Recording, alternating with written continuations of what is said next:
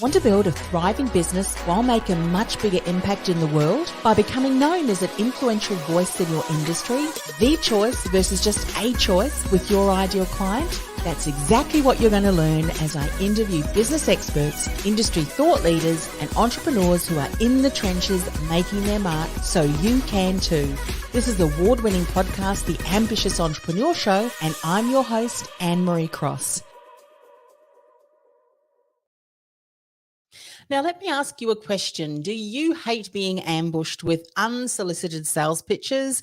Well, guess what? So do your buyers. This is what today's guest is all about, talking about what do we need to do as business owners to ensure that we don't give out unsolicited sales pitches. Joining me on today's show is Peter Strohkorb. Peter and his buyer-focused sales funnel will turn your sales around in just a few weeks. Say goodbye to those traditional sales tactics that no longer work and hello to a buyer-focused approach that's guaranteed to boost your top and your bottom line. Now, if you're an SME B2B business owner or a sales leader, today's show is going to be one you want to listen to. He is going to show you how modern buyers want to buy. Particularly on the show, he wants to talk about why selling has become harder, what business owners and sales leaders must do to remain successful at selling and do it now, as well as some actionable techniques to take back to your business. Welcome to the show, Peter. Hello, Anne-Marie. Thank you for that wonderful introduction. I couldn't have done it better myself. Oh, thank you for coming on the show. I'm sure when you're speaking to people, you have kind of either two camps. You have those that quite comfortable with sales and that kind of topic, and others who go, oh, sales. And probably is going to be defined by some of the experiences that they've had on the buyer side of things. But as you say, as business owners, or if we're in sales, we need to look at a new way of, rather than the traditional way of selling, because buyers' expectations have changed. Yes? Absolutely, they have. Yes, and not just since the pandemic. I think the pandemic has accelerated that trend. Yes. But let's face it, nobody really enjoyed being sold to and pitched at beforehand. Yes. Yeah. We kind of tolerated it, but we got along with it, and it was kind of par for the course. But now buyers do not tolerate that any longer, and you can see them switch off in droves, which is why selling has become harder. Yeah. And I would imagine too that when we're talking about selling, even in the way in which we approach people, let me give you an example. I have a number of different platforms. One of them is LinkedIn. I'm sure we're all on LinkedIn. And I received a connection request and didn't know the person. I'm quite happy to connect. And then the next message was, hey, I've looked at your website and we believe your brand has ultimate potential. Can we have a meeting with you to go over some tactics that we can see you can implement in your website? Now, I've got lots of different websites, so I know that specifically. You know what I mean? And immediately I just went disconnect, delete. They still have come back a second or third time, and it's like, dude, you have just not, you're not on my wavelength. But we're talking about how we approach potential buyers that could become raving clients down the track. Yes? Absolutely. And there's, so you've touched on so many points. I don't know where to start first, but let me talk about LinkedIn. There's a wonderful term I've inherited from the Americans, and that term is pitch slapping. So they as soon as you connect with the salesperson, they slap a pitch on you. And how did that make you feel when they did that to you? Oh, immediately I went, bye. So you kind of felt taken advantage of and a bit cheated, right? Because they gave you some pretext under which they wanted to connect with you. Yeah. And then they baited you with that, and they switched to a sales pitch. And this sort of thing doesn't work anymore. I actually like to think it never worked, but I know. Did it ever? we tolerated it. But now with automation, that's even being made worse because we can now do this pitch slapping at scale. And it really ruins the sales game for everybody, because it puts all the buyers off, and they go, no matter what you're selling, go away, I don't want to talk to you. And so they become harder to reach. Yes. And So true. So true. And, you know, when you think about that, I mean, I was quite happy to connect with him because this particular person was in my town, it was, you know, located quite close by. And I thought, oh, well, there's someone that I might be able to recommend. But not only was I not in need of that, and that's one of the things, we're going to dive deeper into that today, but just a couple of things. They had no idea whether I was interested or not. I could have had a potential, and I do, of connections who could more than benefit from their expertise. I mean, lead with expertise, lead with being of value and bringing value. And once you do, I mean, you become the go-to person. I mean, it's not rocket science. So as you said, that pitch slapping, I mean, that is a real turn off. Always has been, I think, for Australians. And the fact that this was an Australian, I'm kind of thinking, mate, you know, no. Yeah. So what I said earlier goes that if you want to do this at scale, and you want to reach, say, 1,000 people on LinkedIn and connect with them, right? Which is what happens. Yes. Then you just cannot make a message specific enough for them to think, oh, you're just talking to me, right? And because you want to reach 1,000 different people or 1,000 ideal customer profiles, they're not stupid. They know when it's a mass-produced message, and they just you just turn them off right from the start just because of that. Yes. So that's why I'm saying all these traditional sales methods that may have worked for you in 2016, 17, 18, you probably find that they're no longer working now. Yes. Yeah. Absolutely. What are some other reasons that you see? I mean, we know you've just confirmed, and we would have probably experienced that now that you've said it. Yeah, you know what, Peter, as a buyer, I can see when someone starts to pitch and they haven't even bothered to get to know me. But what are some other things that you're seeing in the marketplace as to why we need to change the way that we look and approach sales because of the fact that some of the things that are now happening have really required us to make these changes? It has become harder. What are some of the typical things you're seeing? Yeah. Okay. So I'm seeing that people are harder to reach, and in the sense that they don't even respond to your outreach, like crickets, you know, tumbleweeds. Yes. And the second thing is that let alone them becoming harder to reach, it's even harder now to engage them. And I make a big distinction between reaching out, probably in big numbers, versus targeting somebody specifically and engaging them into a business conversation rather than a sales pitch. And we can talk about how that works as well, especially for us. But but the point is that if you want to reach a decision maker, or even a member of a decision-making committee. In large organizations, they have these committees that make a decision jointly because it defrays the risk and also the accountability, by the way.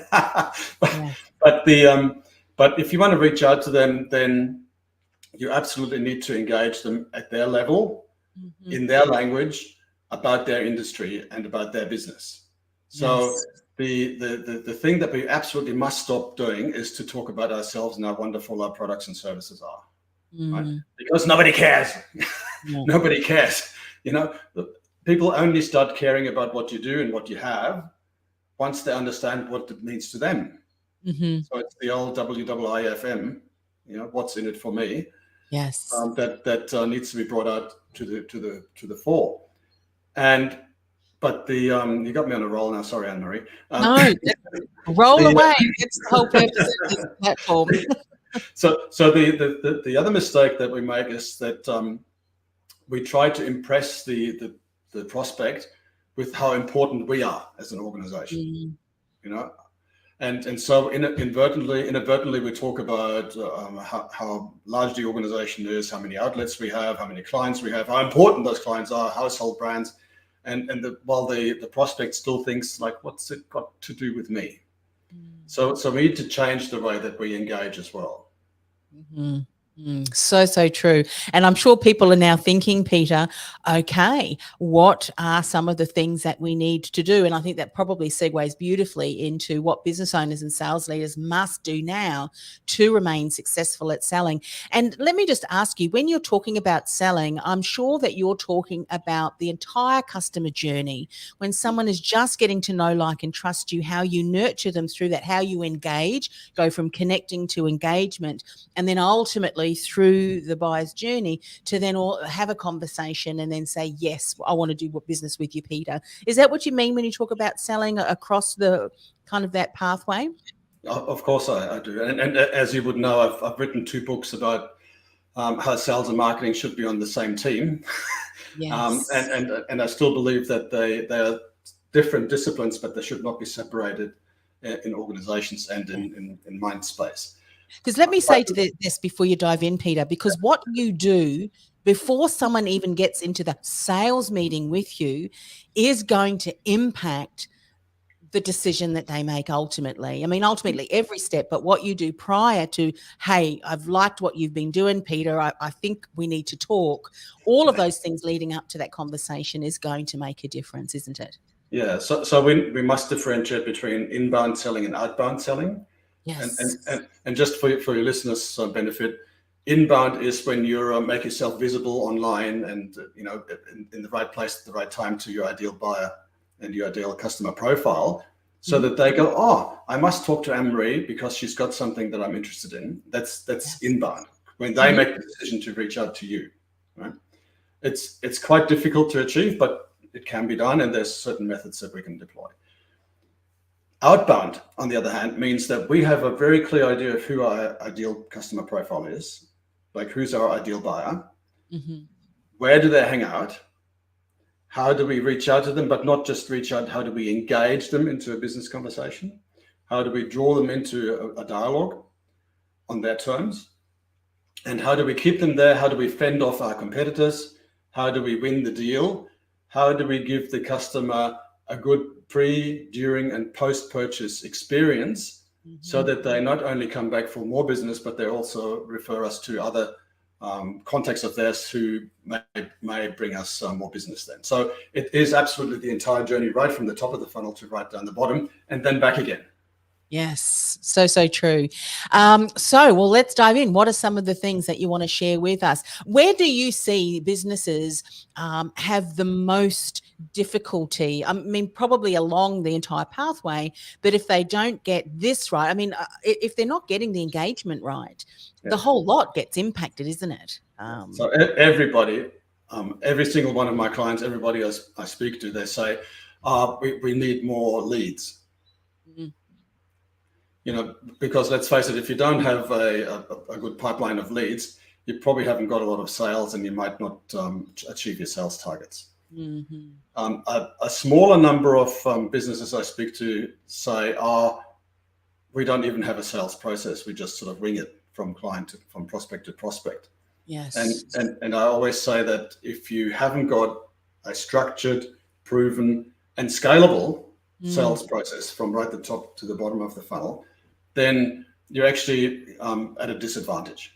And it also means you can't grow, because once you bring a new salesperson in, they will bring their own sales process. You bring in the second salesperson, they bring in their own sales process. And 3 years down the track, you got to untangle that spaghetti warren from scratch. If you had done it right from the start, you would have been much more efficient, and you would have saved you a whole lot of heartache as well. Yes. And we're not talking about a convoluted process, are we? I mean, the most simple yet strategic can be the best thing. So the simplest thing is the most beneficial often, because there is a simple process, but it works. It's repeatable, and it can continue to be improved. Walk us through, if you don't mind, of what you've seen works really well. What is a typical sales process from end to end, would you say? I should preface that I'm actually not. So I'll seemingly contradict myself now. Right? I'm actually not in favor of having a sales process. I'm in favor of having a buying process for the buyer. Right. Love right? it. Because Because it really puts it back onto buying. It's more focused on the buyer and that person rather than, hey, I want to sell this product. Is that one distinction of that? What would be the reason for what you just so said? it is absolutely, as you say, it's a mindset issue, right? Yes. Because if I start a dialogue or a conversation, right, it's actually not going to be a dialogue. If I start off with a mindset of I must sell you something, yeah, or even worse, I must sell you something by the end of the month because that's how I'm rewarded, right? Yeah. The buyer doesn't like to be rushed just because your commission's on the line, right? Yes. And the buyers don't like to be sold to, as we started the conversation with. What they now want, and what everybody wants, and I suggest you do too, is that you would like to speak to somebody who can help you make an informed buying decision. Right? Somebody who can give you advice and guidance and say, Anne-Marie, here, this, I think this will work for you and why, and I think this will not work for you and why. Right? So I like my clients to stop thinking about selling and to start thinking about helping the customer to buy from us. Yes, I love So that. then it becomes not a sales process, but it becomes us following the buyer's buying process, even though the buyer may not know what their buying process is. But we can help them with their buying process while we're helping them to buy from us. Yes, yes. And I would imagine then putting together some form of steps or plans or idea on these are the things that I'm going to do to be able to support that prospective customer through the buying process to help them come to a yes or a no. Either is fine, but if it's a yes, I want to be able, if I do have something that is of incredible value, that I'm able to really guide them successfully through that process so that they can make the best decision for them. What are some of the things that you see are missing, and what would be a really good kind of a buying process outline? Okay, so the I'll answer that in two ways. If you put yourself into the shoes of a buyer, so you're a buyer, right? And let's say you're not just buying a pencil, you're buying something, with a bit of value attached to it, something that has a bit of longevity, something that lasts a while, and something that is important to your business. Right? So what are the two things on your mind? Well, obviously, I've got a problem or a challenge that I have been unable to solve. So I'm looking for, am I going to be able to solve this issue? And is this person who I've kind of seen of interest, is this person going to be able to support me to be able to achieve that outcome in the best possible way? That's right. So you mentioned know, like, and trust at the beginning of the sales process, or the top of the funnel. Yeah. I'll expand on that in a little while. But the two things that I'm, as a buyer, are concerned with is finding the right person and the right solution to solve my problem. But also, I'm fearful of getting it wrong. Right? I'm concerned I can really screw this up. I can spend my money, not get what I paid for or what I thought I paid for. And so as sellers, we must not only present ourselves as the person who can solve the problem. What very few people do is actually look at the buyer risks and how we can ameliorate or remediate those. Right? So if we can make the buyer comfortable about the level of risk that they're getting when they buy something from us, that's half the battle won. The other part is particularly when we're talking to selling to medium-sized or larger businesses. There's, as I mentioned earlier, there's often a buying committee, and the buying committee is consistent of people from different backgrounds, so they can look at the same solution, service, or product from a different lens. So the IT person would look at it from a technology perspective. The finance person would look at it from a numbers perspective. The end user wants to know, is it easy to learn and to adapt and to ramp up to? So they all have different perspectives on the same thing. So if we can address them individually and talk to them in their language about the finance, about the IT, about the tech, the support, about how easy it is to use, then when they meet as a committee to decide which vendor they want to go with, because there's always more than one option. Yeah. then they miraculously discover that you tick all the boxes because the finance guy says, yep, ticks my box. The IT guy says, yep, ticks my box. And the end user guy says, or girl says, ticks my box, right? Yes. So the we can actually take that one step further. And that is, I say, if you present a solid business case for your solution, service, or product, that gets you halfway there. Right? Because it'll say, look, there's the ROI there, internal rate of return, time to payback, all that sort of stuff, tick, tick, tick. Then you also ameliorate the risk by saying you're safe buying this from us because, and you got to outline that, and I teach my clients how to do that. But then if you can also give the individual decision maker a personal reason or a personal benefit from making a decision in your favor, then it becomes a no-brainer sale, right? So what could be a personal benefit? A personal benefit could be just as simple as a pat on the back by the boss. Well done, Anne-Marie. Yeah. Great job, right? It could be a bonus, right? It could be some sort of other reward, a promotion. It might even make me raise my personal and professional profile, which might make me more upwardly mobile. I might all of a sudden have visibility, be visible to other employers who might say, "Oh, this person's doing a great job over there. Let's see whether we can get them over here." So you can see there's a myriad of personal benefits that you could point out to the prospect that they would get from buying your service, product, or service. Yes, it makes so much sense. And I'm sure one of the questions you're often asked then, Peter, is, that's great. How do I find out specifically what the boxes are that either an individual or group of individuals are going to be measuring, if you will, and considering our offer against? What are some ways that, I would imagine that you've got to have some great open-ended questions to be able to ask of your clients. What do you see work really well to help us gather that information, so when we put it together in our business case, we're able to have all those boxes ticked? Okay, so again, this illustrates the need to think in your buyer's head and walk in their shoes. Speaking yes, so that they must almost say, "You're reading my mind."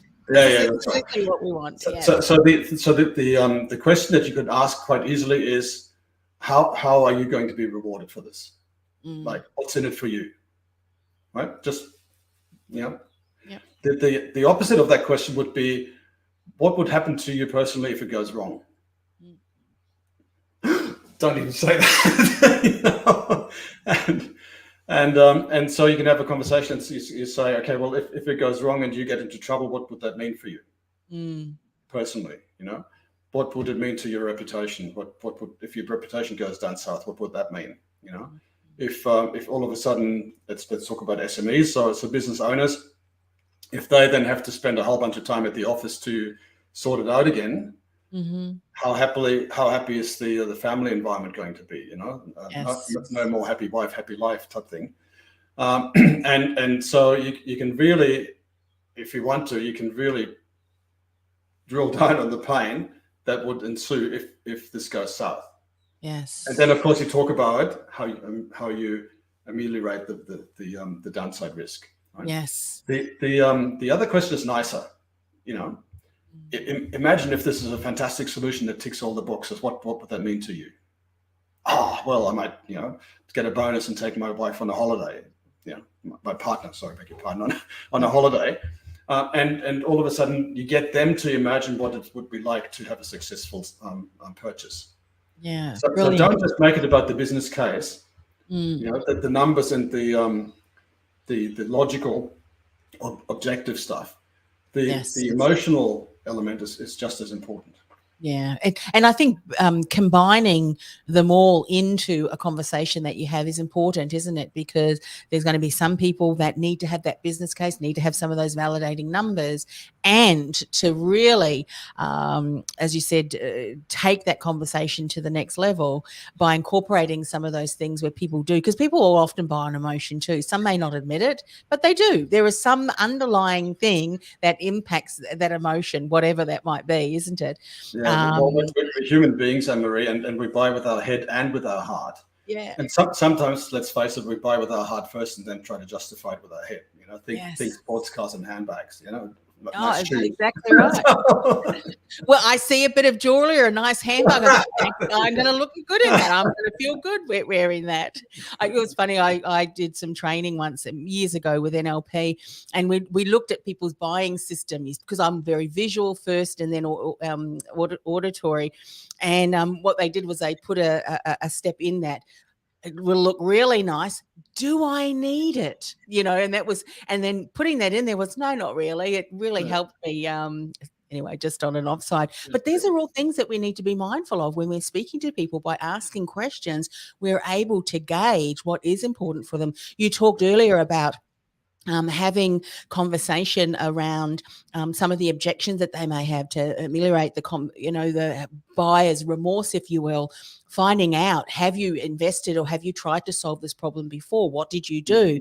They may have invested in someone who may not necessarily have had expertise or an area that you incorporate into your program, which will ensure that they don't come up with the same problem that they have to face. So these are all things that you can uncover perhaps when you're having more of that one-on-one conversation with someone. Yes? So this is exactly the right word that you use there. And that's conversation, not pitch, right? Yes. And so there's a couple of things that you've touched on there right now. And one is, I just recorded a video that I'm going to release, hopefully still this week. Yes. That's called "Opening is the New Closing," and it's about starting a sales conversation at the top of the funnel, not waiting until the end and then handling the objections. Because let's face it, people don't like to be manipulated into a transaction right at the end, right? And probably more importantly, if you haven't opened right, and if you still need to handle objections at the bottom of the sales funnel, then you just haven't introduced yourself properly, and you haven't opened right. So opening is the new closing, and I'll be releasing that shortly. But then if you say, how do you open? What is the modern effective way to engage with your ideal prospect now? And again, I make that distinction between reaching out to them, hitting them over the head with a sales pitch, ambushing them, or pitch slapping them, even worse. Yes. Versus starting a business conversation with them. Yeah. It's interesting that you should say that. I mean, I'd love for you to share what you're recommending, because if I think back to all of the conversations that I might have had, and that's felt icky, it's a fine line, isn't it? I mean, if I do have some people that have reached out to me, and I cannot remember what they said, but I needed that service. And so they were there at the right time, and they must have phrased it in the right way for me to go, you know what, send me some examples. And then if I like what I see, we'll book an appointment. And so we did, and I ended up hiring them. I can't remember what they did, but they did something well. Yes. So what are you recommending works really well to ensure that the new opening is the closing? Did I get that right? Is the new closing or something? Opening is the new closing. New closing, yes. Yeah. But the way to engage with somebody right at the top of the sales funnel is not by pitching them, not by talking about yourself, not by highlighting how wonderful you and your product, services, and goods are, because you just said it yourself. They got you interested, and you said, okay, send me something more, and then I'll decide whether it's worthy of my time to talk to you some more, right? Yes. So you didn't want for somebody to go at you and then, would you like to buy it, right? You want to have a little bite and see if it's worth it. Yeah, wanted to be educated a little bit more about their process and see it in action. Yes. Okay, so here's how. Are you ready? Okay, pen and paper out, people. and that is the key to it all is to intrigue, not to pitch, not to sell. Yeah. Yes. If I can say something to you that makes you lean forward, so I talk about the lean forward moment, Mm-hmm. makes you lean forward and say, oh, Peter, that sounds interesting. Tell me more about that. Yes. Then you've actually given me, perhaps inadvertently, but you've given me your permission to sell to you. Mm. Because you've asked a question that I now can answer, and I go, well, blah, blah, blah, blah, blah, not blah, blah, blah about my organization and goods and services. But you must intrigue them. And the way you do that is by saying something that they didn't know. Mm. I like to actually say that they didn't know. Mm. Something that presents you as a thought leader, as an expertise in your an expert in your space. Mm-hmm. Something that they find they must know more, that they want to know more about because it's important to their business or to them personally, or both. Yes. So I help my clients to come up with the one thing that they can say that intrigues a client to the point where they go, okay, now I want to know more. Right?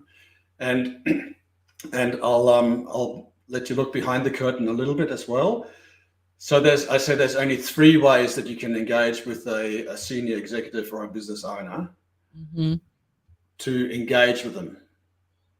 And that is either you make them aware of a business opportunity they didn't know they had. Yes. Right? Oh, you're helping me make more money, make more sales, be more successful. I'm interested. Yeah. Or you help them to understand that they have a risk that they didn't know they were exposed to. Mm. Oh, you're helping me get out of trouble or stay out of trouble, right? You're helping me to avoid looking silly and dumb. Yeah. But both those ways are pretty difficult to pull off because you got to understand the industry, you got to understand the company, and you got to understand the concerns and the issues that they have, and you got to do research first. Yes. So they're hard to pull off, but very effective if you can do it, and there are ways you can do that. Yeah. The third one is much more scalable and much easier to pull off. Mm-hmm. And the third way is by helping the customer to understand that they have a need for the thing that you're selling. Mm. But the important thing here is that, psychologically speaking, it must be their idea. Mm.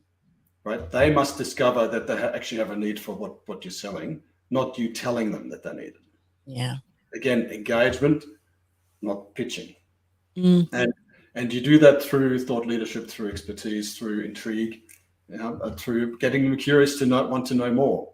Yes. So I say to anybody who wants to listen, please find the one thing you can say that intrigues your buyer, and don't pitch. Mm. And I think that's so important at the top of the funnel, right at the first point of engagement, because they give you about I just heard it this week, 7 seconds in which they make up their mind of whether you're interesting or not. 7 seconds. 7 seconds in which they form a first opinion that they usually stick to. Yes, that's amazing. And when you think about it, we are bombarded. We know this. We're bombarded constantly with information and we're overwhelmed. So to contribute something, to say something, to open a conversation that builds intrigue, you've now got someone's attention, don't you? And you talked about thought leadership, and I've read a number of studies as well that have said that buyers look now at an organization or an individual, if they're going to hire a coach or a mentor, at their thought leadership. And it's about, they will often listen, look, try and see what's available around that thought leader has provided. So it's about educating. And often if you do it in a way that is not selling or pitching or telling someone there's wrong, but educating, people will realize they don't know what they don't know. And you've provided insights and it's like, oh my goodness, Peter, I had no idea about that. That makes sense. And it's like, well, if he's sharing that knowledge and expertise out on a podcast or out on the videos and content that he shares, imagine what is going to be possible if I invest in myself through saying yes to Peter's program. That's the kind of thing that as a buyer, we then think, don't we? Because we've gotten already so much value and insight that we may not have heard before in the way in which you bring it to the table. Yeah, and I want to say, I want to say that business owners and senior executives in large organizations, they realize that they don't know everything. Mm. And they realize there must be things that I don't know, and as you said, things that I don't even know I don't know. Yeah. Yeah. But it might be valuable for me to know, because I might not be blindsided to something bad, or I might miss an opportunity for something good. Yes. So senior executives and business owners are actually open to being approached about things they don't know, but it's got to be done in a way that intrigues them, not ambushes them. Yeah. Yes. And also too, I think, and one of the things that I have been very mindful of too, and if that's in the, if I'm approached, I would like to be able to consume any content in my own time when I'm ready. I don't need to get on the call and have a call with you to see if I'm interested or need something. Let me figure that out on my own, because if it is that I am, you can be sure that I'm going to circle back and make an appointment with you. Don't push me into, when's your next appointment available or whatever. If you've put together content that is so intriguing and relevant and insightful that I've taken notes just from that one video, whatever you've shared with me, you betcha I'm going to get myself on your calendar to speak with you. Do you, just me sharing that, is that something that you find other buyers are saying now too? Don't push me into your time and calendar.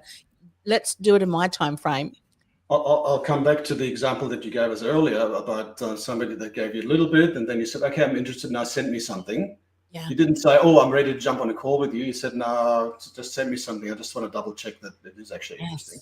So you must decide whether you want to take the next step or not. But as a seller, it's my job to say, this would be our next step if you're interested. Yes. Right? And so you can't jump from reaching out, engaging, to selling. Right? You got to give them some baby steps to follow, so that they feel comfortable and they're not leaping ahead, and they're comfortable following the journey, right? And so that's why I'm saying you must not press them into your sales process. You must actually help them with their buying process. Yeah. So for example, you might not everybody looks at a podcast, or not everybody looks at a video. Right, because they go, oh, it takes 15 minutes of my time or 20 minutes of my time, and I don't know whether it's worthwhile, so I won't do it. Right, but if you can lead with something that intrigues them, like a headline or maybe even something controversial, something that they disagree with. Doesn't matter if they disagree with it, because they'll get curious and they say, why do you say something I disagree with? What don't I know that I don't know? Right?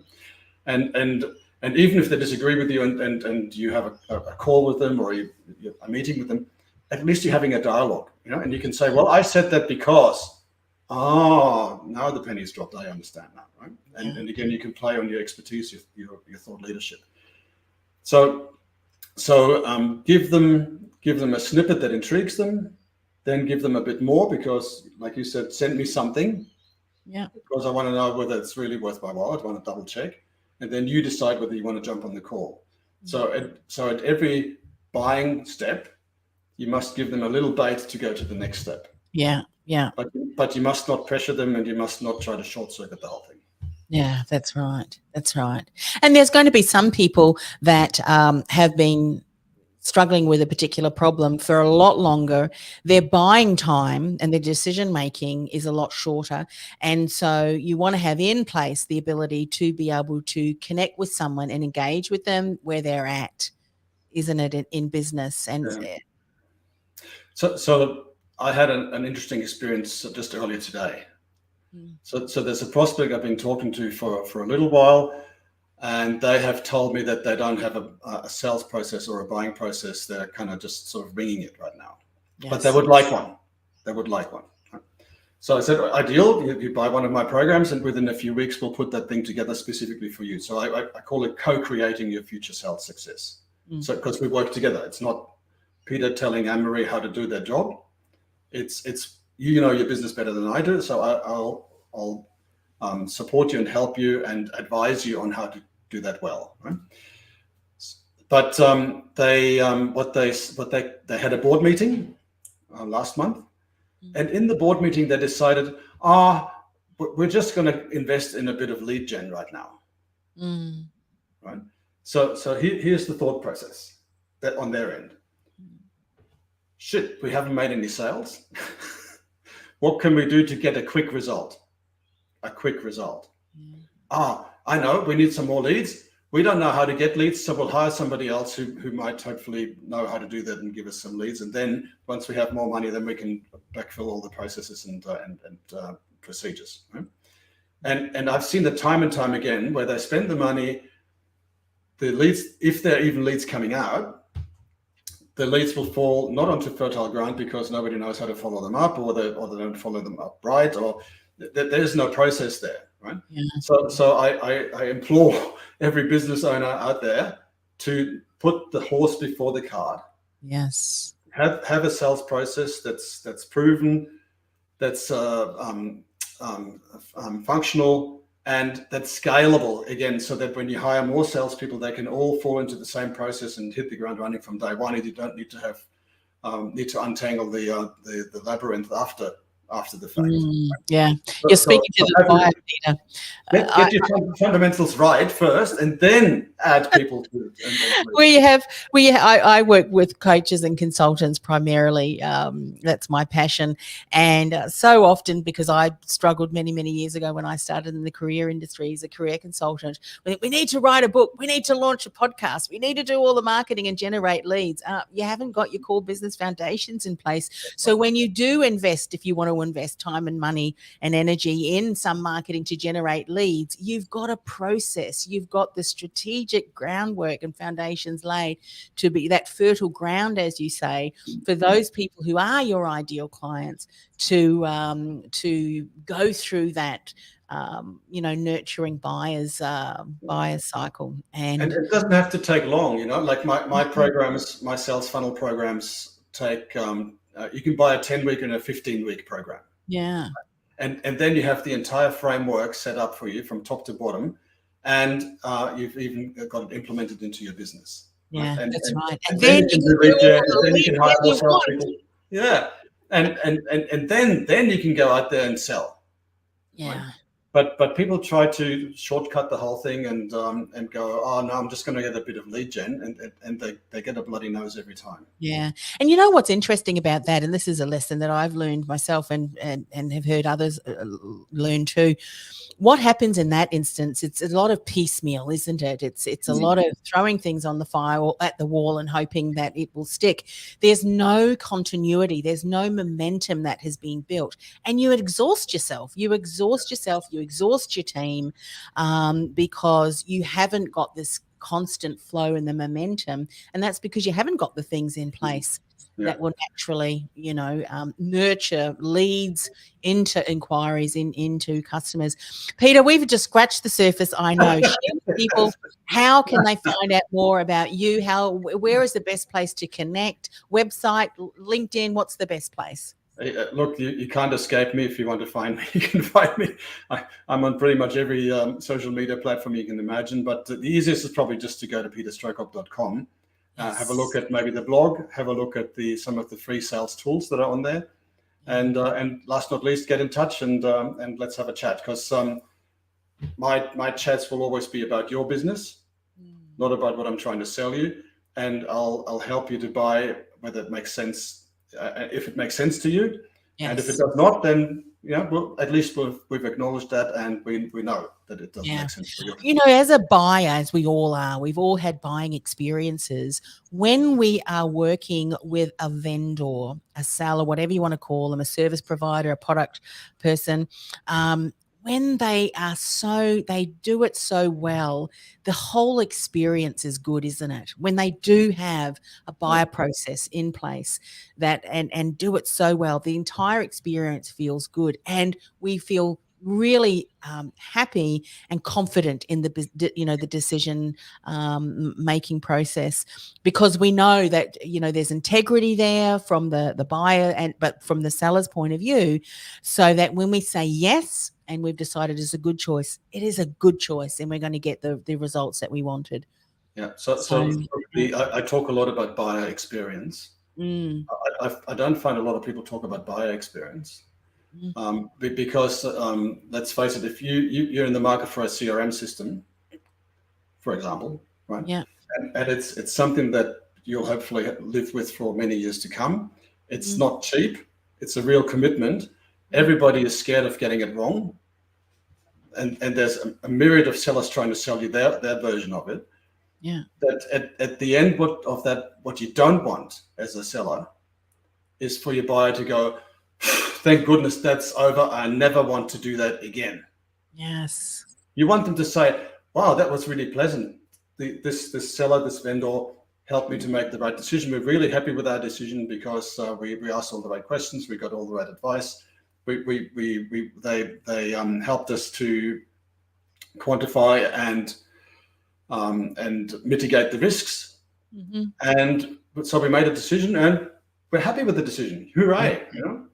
So none of this relief that it's over, but enjoyment of the result that came from your solution. Yeah. And when you do that, Peter, I know that you said earlier, not only is that buyer's experience so good in that particular program or product that they've had, that will then be a customer who will come back.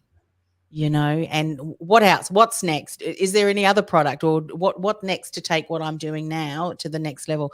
But they certainly won't do that if the experience that hasn't been there from the buyer's experience and then the experience of dealing with. And not only will they come back for more, but if you play your cards right, and there's a process attached to that as well, which I teach my clients. If you play your cards right, you can actually get referrals from them as well. So they will actually refer a new business to you simply because they're so happy with your services. Yes. Yeah. And there's nothing greater, I think, than having someone recommend you to somebody, because I know that I have done a lot of business with people through being referred to them, because if I've got a relationship with that person who referred me and they've said this person is a great person, you need to go and see what they're doing, then, well, they wouldn't recommend someone to me had the experience not been good. Well, look, the reality is that if I say I'm great, doesn't mean as much to you as if somebody like and trust says I'm great. Yeah. Right? So I come pre-qualified if somebody recommends me. Yeah. Yeah. So and I don't have to start off from zero and convince them that I'm the right person to talk to. I already have some upfront credit. Yes. And it all starts back to what we said right at the beginning. As I said, we could continue to talk for hours, I'm sure, and I can see you're passionate about this topic. So please reach out to Peter. Smell smarter, not harder. Google that if you want to find some more resources, and he certainly can support you in getting a buyer's process in place if you haven't already got one. So thanks once again, Peter, for coming on the show. Thank you, Anne-Marie. It was great talking to you. Thank you for having me on your show. And I'd love to think that all your buyers, all your listeners got something out of today. I'm sure we did. Thanks, Peter. See you later. Bye-bye. Hey, it's Anne-Marie. Before I go, are you a coach or a consultant who feels like the world's best kept secret? Your experience is vast, yet secretly you're frustrated because despite all of your hard work, you're just not getting the visibility, the recognition, or new clients you'd hope for, and you don't know why? I've created a free resource that'll help you build visibility, generate leads, and enroll dream clients with ease, because you're seen as a trusted authority, even in a crowded marketplace, and you've positioned yourself as the choice versus just a choice for your dream client. To get started, go to annemariecross.com/gift. That's annemariecross.com/gift.